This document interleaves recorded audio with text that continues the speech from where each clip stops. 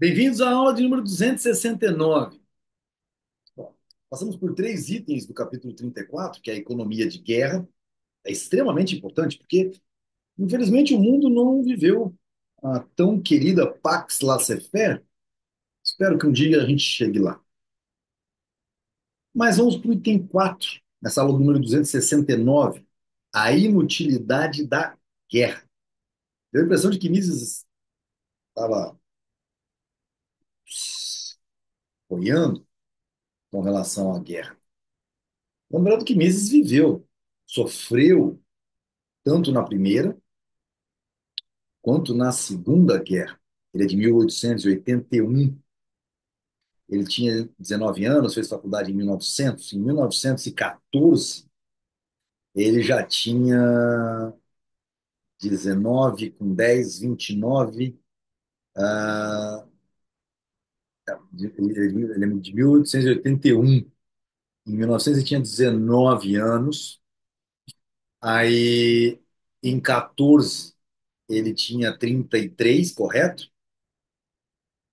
Aí, ele foi para a guerra.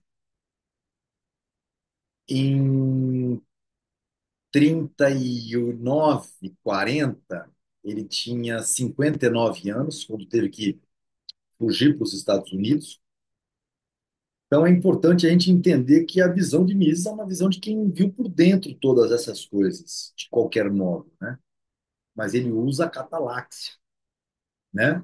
Ele usa as questões universais para discutir os assuntos, não suas paixões. O que distingue o homem dos animais é a percepção que ele possui das vantagens advindas da cooperação mediante a divisão do trabalho. O homem reprime seu inato instinto de agressão para poder cooperar com outros seres humanos. Quanto mais desejar melhorar o seu bem-estar material, maior terá de ser a amplitude do sistema de divisão do trabalho. Concomitantemente, terá de restringir cada vez mais a atividade bélica. A emergência da divisão internacional do trabalho requer a completa abolição da guerra. Essa é a essência da filosofia laissez-faire manchesteriana. Então, entenda, nunca houve uma pax romana, nunca houve uma pax americana. Só existe a pax do capitalismo laissez-faire, porque isso é um pressuposto muito quisto pelos capitalistas. Essa filosofia é evidentemente incompatível com a estatolatria, ou seja, a filosofia de laissez-faire é incompatível com a estatolatria. No seu contexto, o Estado, aparato social de compulsão pela violência, é confiada a missão de quê? De proteger o tranquilo funcionamento da economia de mercado, defendendo-a dos ataques de indivíduos ou grupos de indivíduos antissociais. É um custo marginal. Sua função é indispensável e benéfica, mas é apenas complementar. Sua função é indispensável e benéfica, mas é apenas complementar.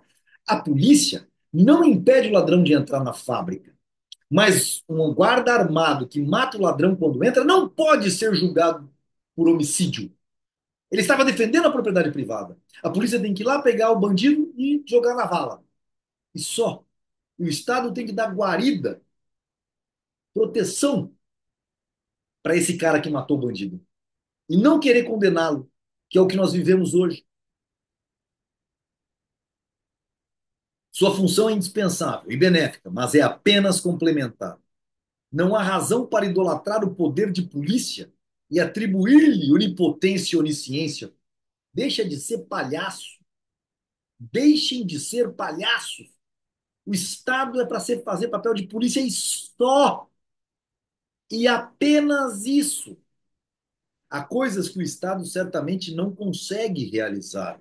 Não lhe é possível, por exemplo, fazer desaparecer a escassez de fatores de produção, tornar as pessoas mais prósperas, aumentar a produtividade do trabalho, Tudo o que pode fazer é impedir que malfeitores frustrem os esforços das pessoas que desejam incrementar o bem-estar material. Ou seja, o Estado tem que não pode, é uma aberração, Ministério da Economia. Já começa daí o erro. Nada de Ministério da Economia. No máximo, uma agência fazendária para dizer os custos desse ano vão ser de 10, precisamos ver quem vai pagar por esses 10.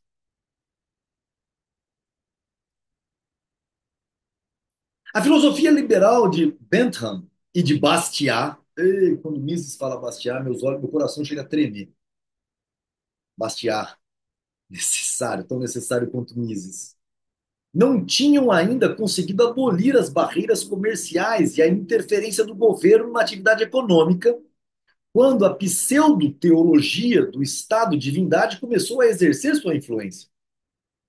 Os esforços para melhorar as condições dos assalariados, dos pequenos agricultores, por meio de decretos governamentais, fizeram com que se afrouxassem cada vez mais os laços que ligavam a economia de cada país à dos demais países.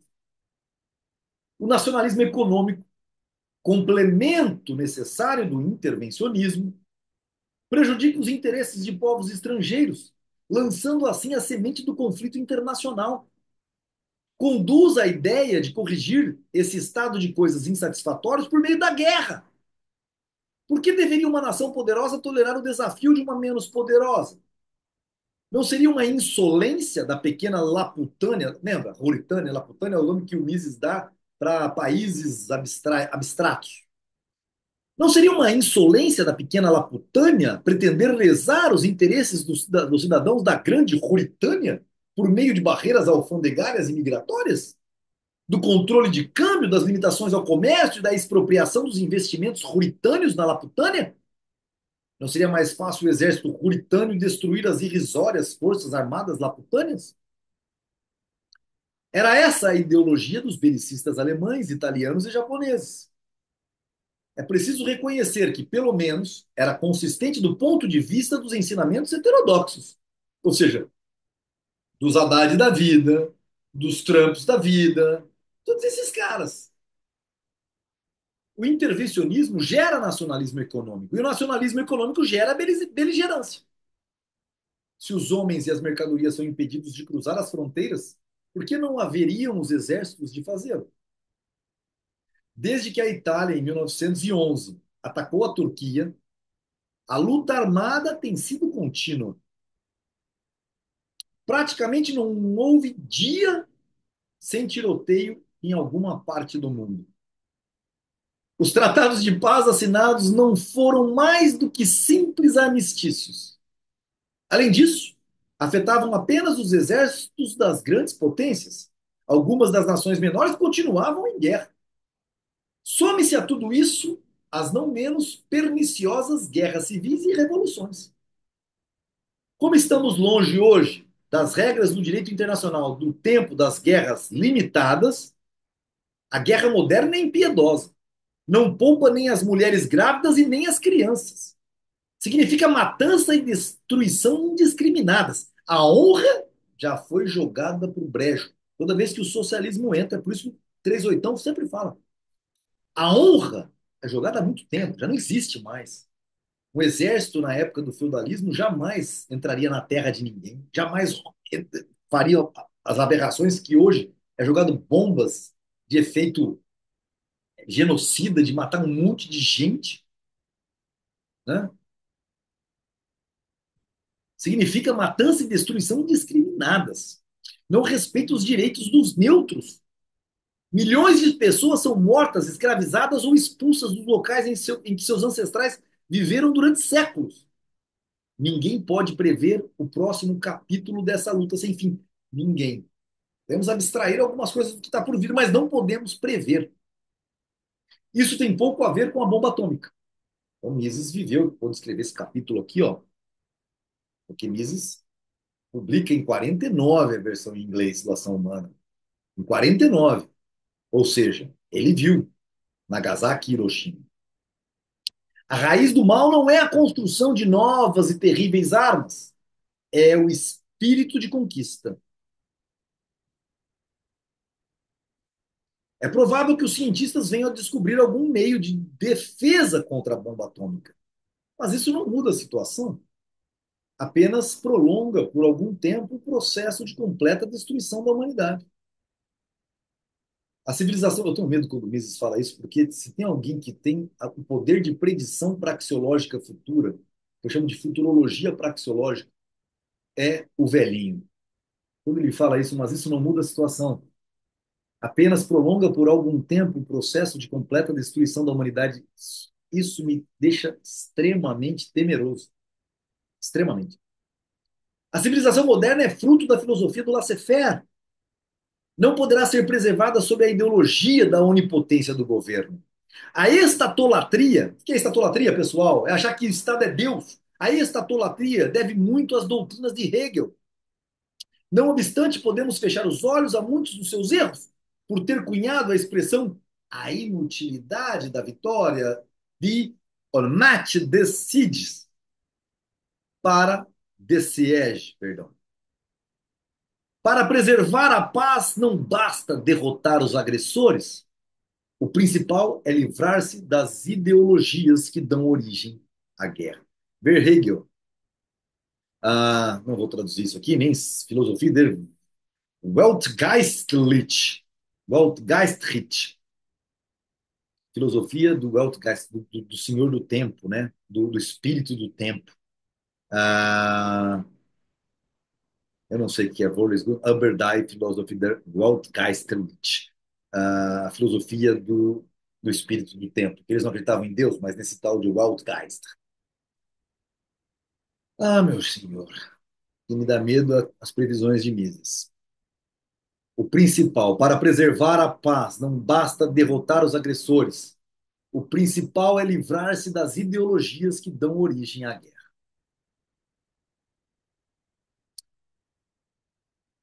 Com isso, encerramos o capítulo 34. Capítulo 34, e sob a égide, né, do título A Economia de Guerra, nos falou sobre a guerra total, a guerra e a economia de mercado, guerra e autarquia, que ensina que quem tem um economista bom ganha a guerra, e, por fim, a inutilidade da guerra. Tempos sombrios estão por vir? Estão. Culpa do espírito beligerante? Sim, mas também porque parece que a gente explica economia e as pessoas amam servir ao Deus Estado, a estatolatria. Je suis preste. Nós estamos prontos para ficar aqui ensinando. Um abraço, até a próxima aula. Vou deixar essas aulas aqui no Instagram, essas 4 aulas, em homenagem, obviamente, a esse livro que chegou hoje, e muito nos orgulha. Guia de estudos do livro Ação. Um abraço a todos.